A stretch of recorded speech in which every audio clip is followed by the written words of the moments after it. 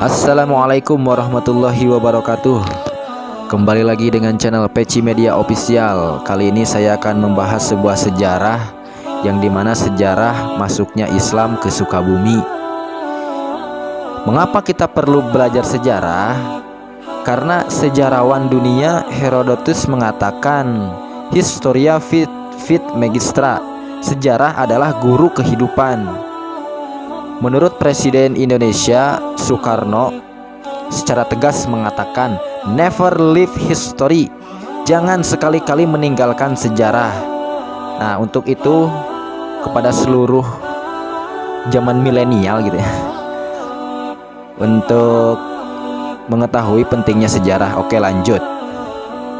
Sejarah perkembangan Islam di Sukabumi. Agama Islam masuk ke Indonesia pada abad ke-7 Masehi, tahun 652 Masehi. Diperkirakan masih seputaran abad itu pula Islam masuk ke banyak daerah di Indonesia, termasuk ke Tatar Sunda melalui aktivitas para dai yang menyamar sebagai niagawan. Islam menjadi sebuah kekuatan politik di wilayah Tatar Sunda pada abad 14 sampai 15 Masehi. Dua kerajaan utama sebagai pusat kekuasaan Islam adalah Cirebon dan Banten. Melalui kedua tempat inilah agama Islam menyebar ke wilayah pedalaman di Jawa Barat. Menurut Profesor Hageman pada tahun 1866 Masehi menyebutkan bahwa penganut Islam yang pertama di Tatar Sunda adalah Haji Baharuddin putra Sri Maharaja Sang Bunisora Suradipati, Raja Galuh Pakuan pada tahun 1337 Masehi. Setelah ibadah haji bersama istrinya yang bernama Parahanah binti Muhammad, ia kembali ke tanah leluhurnya, Kerajaan Galuh, untuk dakwah. Pada masa itu terjadi proses islamisasi secara damai oleh para ulama dan juru dakwah, diantaranya adalah Syekh Kuro.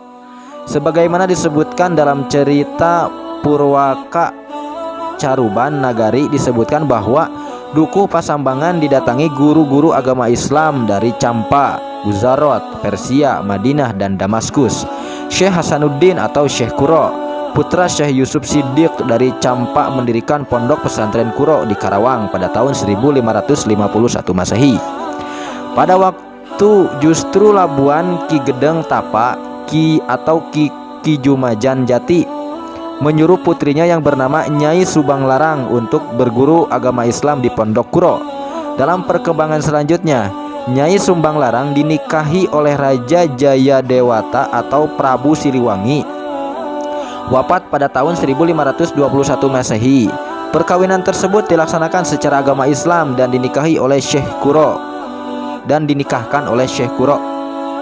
Dari hasil pernikahannya melahirkan 3 orang putra, yaitu Syekh Abdullah Iman, Nyai Syarifah Madaim, dan Syekh Haji Mansur atau Raden Kian Santang. Prabu Siliwangi telah memeluk agama Islam ketika menikah dengan Nyai Subang Larang.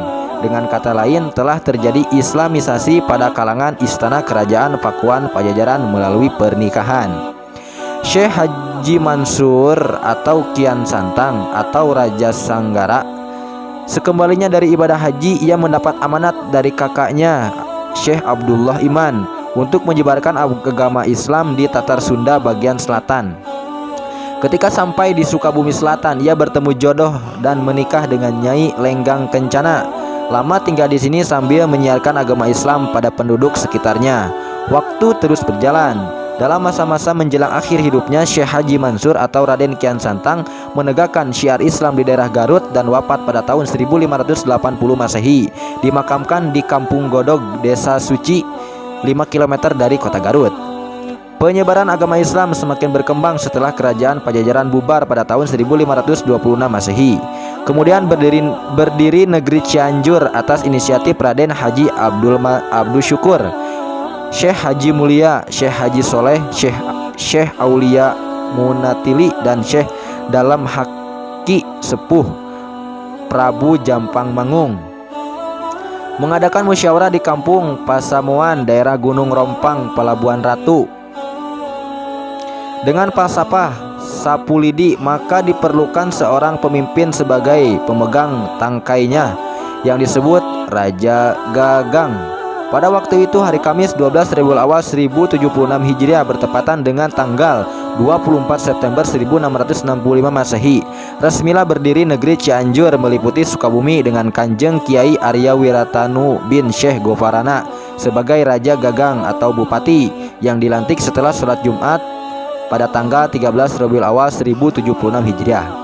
Sejak saat itu perkembangan dakwah Islam semakin pesat. Di tahun 1776 Masehi, Bupati Cianjur ke-6 Raden Haji Nuh Wiratanudatar ke-6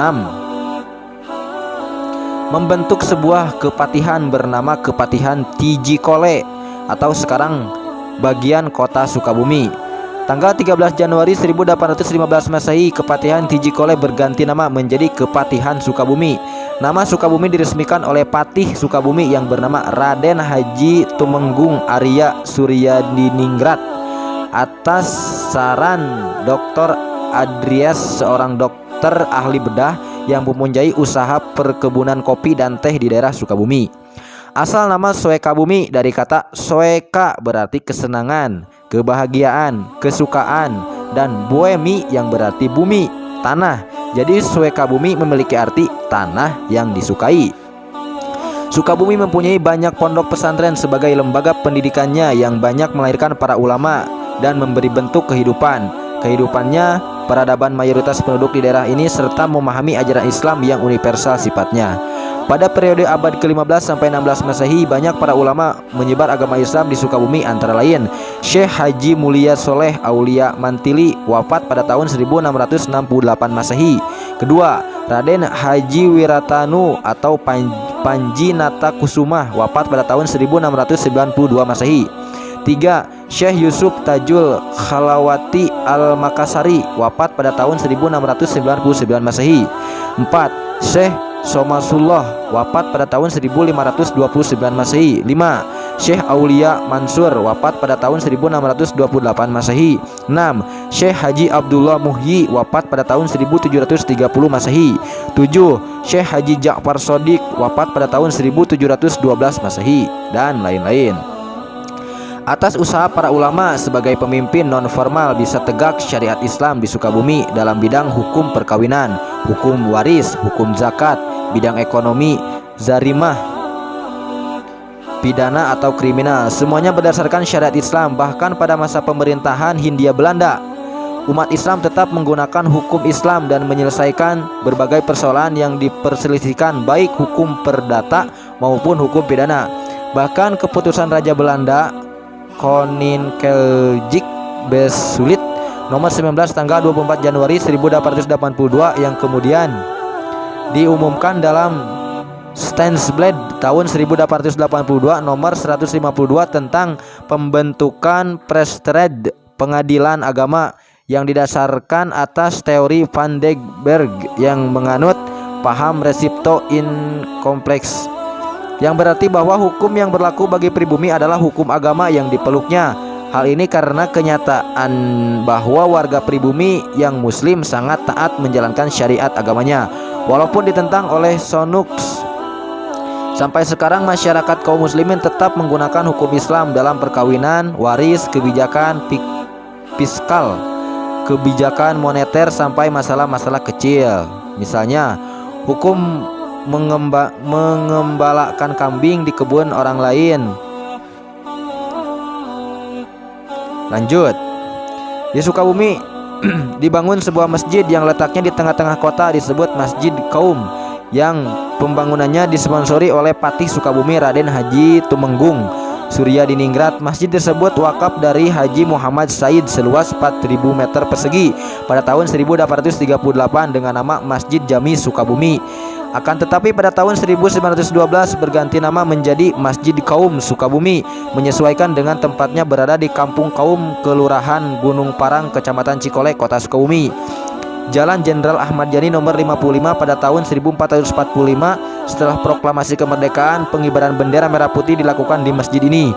Demikian pula desa dan di kampung-kampung didirikan masjid, langgar, dan musola. Bahkan para petani desa melakukan sholat cukup di bawah rindangnya pepohonan dan di atas batu besar di pinggir kali, terutama ketika mereka melakukan aktivitasnya di bawah ladang.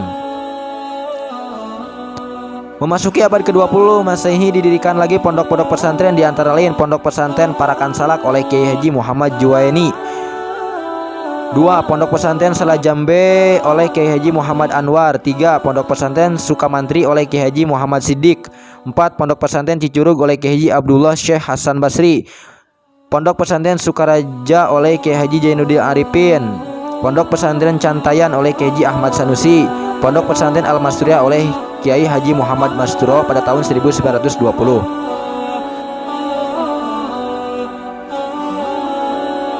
Selain itu berdiri pula cabang NU di Sukabumi pada tahun 1928 yang dipimpin oleh Kiai Haji Jainuddin Arifin sebagai Konsulat NU Jawa Barat dan Kiai Haji Muhammad Siddiq. Dikirakan pula perkumpulan yang bernama Al-Ittihadiyatul Islamiyah atau ALL tahun 1931 bertujuan antara lain untuk menghimpun persatuan para ajengan agar terjalin hubungan yang harmonis antara sesama mereka. Organisasi ini didirikan oleh Kiai Haji Ahmad Sanusi. Beliau sebagai tokoh pejuang politik dan ulama yang mensuarakan Islam di BPUPKI tahun 1445 dan menjadi anggota KNIP tahun 1945 sampai 1949. Melihat jasa-jasanya yang begitu besar, maka pemerintah Indonesia telah menganugerahkan bintang Mahaputra kepada Kiai Haji Ahmad Sanusi bertepatan dengan Hari Pahlawan Nasional Republik Indonesia. Mungkin itu sekilas sejarah tentang masuknya Islam ke Sukabumi. Sekian dan terima kasih. Assalamualaikum warahmatullahi wabarakatuh.